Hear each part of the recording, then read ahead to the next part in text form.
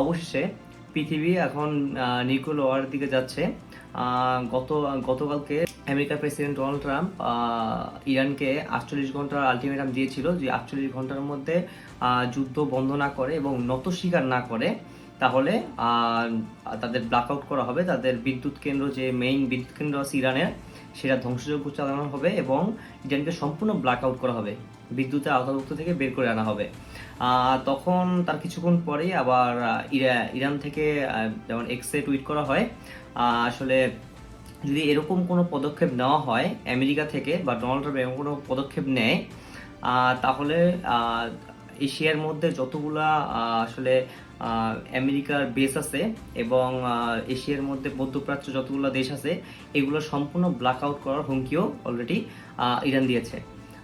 দেন তার কিছুক্ষণের পরেই, যেমন আজকেই ডোনাল্ড ট্রাম্প আবার এক্সে টুইট করে, যদি এমন কোনো পদক্ষেপ নিয়ে থাকে ইরান, তাহলে ইরানকে সর্বোচ্চটা দিয়ে আক্রমণ করবে এবং সে ডিরেক্টলি ইন্ডিকেট করে, আসলে নিউক্লিয়ার দিকে ইন্ডিকেট করে নিউক্লিয়ার দিয়ে হামলা করা হবে। আর সে আরও উল্লেখ করে যে সে কোনো কিছু কেয়ার করে না, সে ডিরেক্ট ইরানের উপর হামলা চালাবে, একই বিষয়।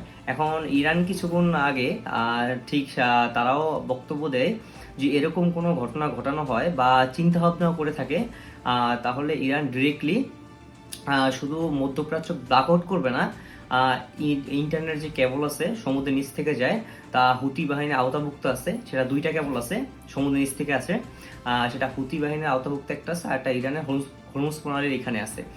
সেই দোনোটা তারা আসলে ধ্বংস করে দিবে এবং সম্পূর্ণ পৃথিবীর 90% এরিয়া আসলে ইন্টারনেট থেকে ব্ল্যাক আউট হয়ে যাবে এবং ইন্টারনেট সংযোগ বিচ্ছিন্ন করে দিবে তারা। আর এই 2টা কেবলের মাধ্যমে সম্পূর্ণ পৃথিবীর 90% আসলে ইন্টারনেট বা ওয়াইফাই আমরা যে ইউজ করি, এগুলো আসলে আর চলবে না। এবং আসলে এইটা যে সমস্যা, তাহলে স্টক মার্কেট সব কিছু ধসে যাবে এবং অ্যাজ লাইকে পৃথিবী এখন বর্তমান 3য় বিশ্বযুদ্ধের দিকে হাঁটছে।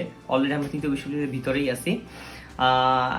আর যদি এরকম নেক্সট তথ্য জানতে চান, আসলে নেক্সট নিউজ নিয়ে আসছি, সাথেই থাকবেন। ফেসবুকে দেখে থাকলে অবশ্যই ফলো দিয়ে পাশে থাকুন, আর যদি ইউটিউবে দেখেন তো অবশ্যই সাবস্ক্রাইব করে পাশে থাকুন। Next video coming soon. আর নেক্সট ট্রাম্প কি বলে বা এই যুদ্ধ কোন দিকে আগায়, সেটা খুব শীঘ্রই নিয়ে আসছি। আসসালামু আলাইকুম।